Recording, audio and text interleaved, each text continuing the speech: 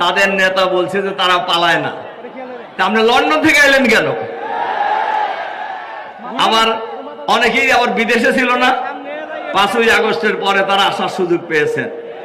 12ই ফেব্রুয়ারি বাংলাদেশের জাতীয় সংসদ নির্বাচন অনুষ্ঠিত হবে ইনশাআল্লাহ। এই নির্বাচনে বাংলাদেশের মানুষ চাঁদাবাজের বিরুদ্ধে, দুর্নীতির বিরুদ্ধে, সন্ত্রাসের বিরুদ্ধে, দখলবাজির বিরুদ্ধে,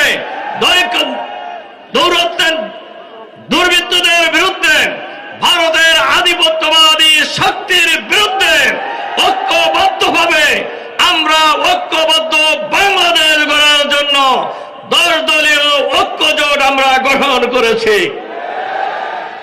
সুতরাং আগামীর বাংলাদেশ হবে চাঁদাবাজ মুক্ত বাংলাদেশ, আগামীর বাংলাদেশ হবে দুর্নীতি মুক্ত বাংলাদেশ। আমাদের এই দেশ স্বাধীনতা লাভের পরে 3টি দল দেশ পরিচালনা করেছে, তার মধ্যে 2টি দল ইতিমধ্যেই বিদায় হয়ে গেছে। এখন আর একটি দল আছে যারা ক্ষমতায় যাওয়ার জন্য প্রায় পাগল। তারা আগে ক্ষমতায় ছিল কিনা? দুর্নীতিতে কয়বার চ্যাম্পিয়ন হয়েছে?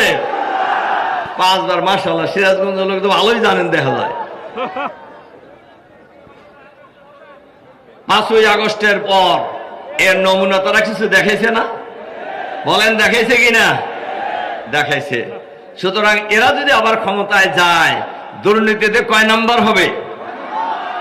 হ্যাঁ, সিরাজগঞ্জ চাঁদাবাজি নাই, দুর্নীতি নাই। দুর্নীতিতে বহু লোক জেল খাটছে না? খাটছে কিনা? আমার দেশ থেকে চলেও গেছিল।